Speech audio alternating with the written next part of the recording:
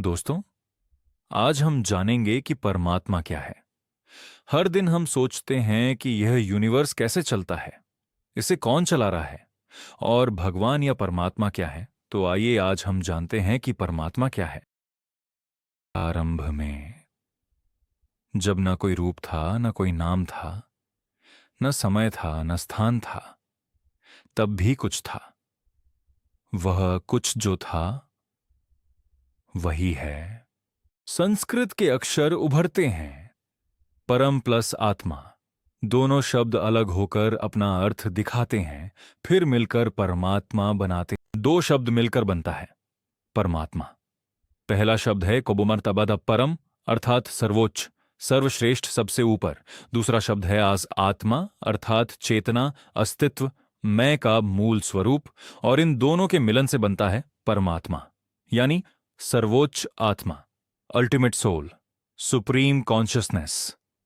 लेकिन रुकिए, क्या यह केवल एक शाब्दिक परिभाषा है या इसके पीछे कुछ और गहरा सत्य छुपा है? आइए खोजते हैं।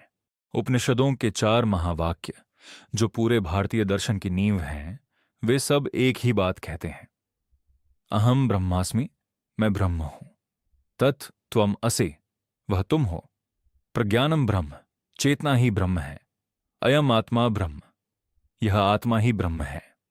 इन 4 वाक्यों में छुपा है वह रहस्य जिसे समझने में जीवन बीत जाते हैं। हजारों वर्ष पहले भारत के ऋषियों ने हिमालय की कंदराओं में, वनों की गहराइयों में बैठकर एक महान प्रश्न पूछा। यह संसार क्या है, हम कौन हैं और इस सब का स्रोत क्या है? ऋग्वेद कहता है, एकम सत विप्राह बहुधा वदन्ति, अर्थात सत्य एक है, ज्ञानी उसे अनेक नामों से पुकारते हैं। वह एक सत्य, वही परमात्मा है। क्या आत्मा और परमात्मा अलग हैं या एक? इस पर भारतीय दर्शन में 3 महान मत हैं। पहला मत, अद्वैत वेदांत आदि शंकराचार्य। आत्मा और परमात्मा में कोई भेद नहीं, जैसे घड़े में बंद आकाश और बाहर का आकाश एक ही है।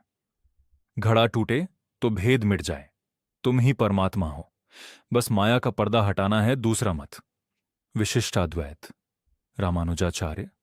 आत्मा और परमात्मा में भेद भी है, अभेद भी। जैसे शरीर और आत्मा अलग हैं फिर भी एक। परमात्मा सर्वव्यापी है, आत्मा उसका अंश, भक्ति द्वारा दोनों का मिलन होता है। तीसरा मत, द्वैत मध्वाचार्य।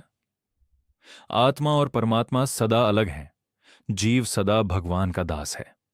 मोक्ष अर्थात भगवान के समीप रहना, न कि उनमें मिल जाना। महाभारत के युद्ध क्षेत्र में जब अर्जुन मोहग्रस्त होकर अपना धनुष छोड़ देता है, तब भगवान श्री कृष्ण उसे जो उपदेश देते हैं वह है भगवद गीता। और इसी गीता में परमात्मा का सबसे सुंदर चित्रण मिलता है।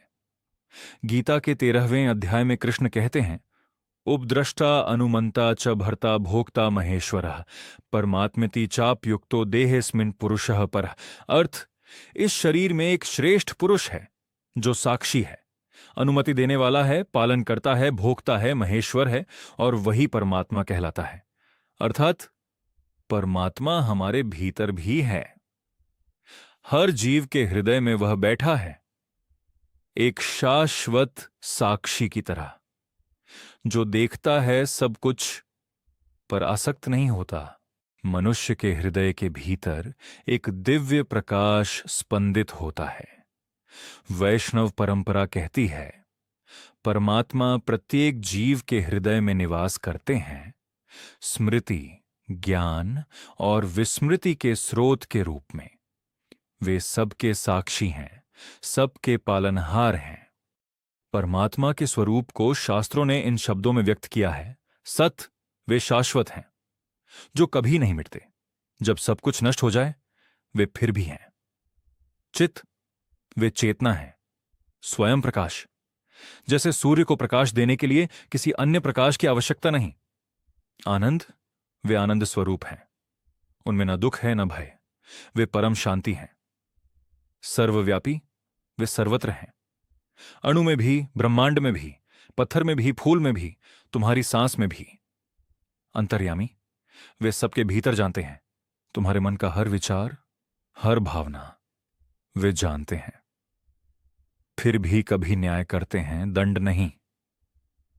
जैसे एक वृत्त जिसका कोई आदि नहीं, कोई अंत नहीं, वैसे ही परमात्मा अनंत, असीम और अखंड है। अब सबसे महत्वपूर्ण प्रश्न, परमात्मा की अनुभूति कैसे हो? गीता और शास्त्र 4 मार्ग बताते हैं। पहला, ज्ञान योग, विचार, अध्ययन और विवेक द्वारा यह पूछना, मैं कौन हूं, यह संसार क्या है, और उत्तर को अपने अनुभव में उतारना। दूसरा, भक्ति योग, प्रेम, समर्पण और श्रद्धा द्वारा। जैसे मीरा ने कृष्ण में स्वयं को मिटा दिया, वैसे प्रेम में अहंकार गल जाता है और शेष रहता है केवल परमात्मा। तीसरा, कर्मयोग, फल की चाह छोड़कर निष्काम कर्म करना, हर कार्य को परमात्मा का अर्पण मानना। मैं नहीं करता, वही करता है, ये भाव। चौथा, राजयोग, ध्यान, मन को स्थिर करना, विचारों को शांत करना, और उस शांति में जो शेष रहे वही परमात्मा का अनुभव है।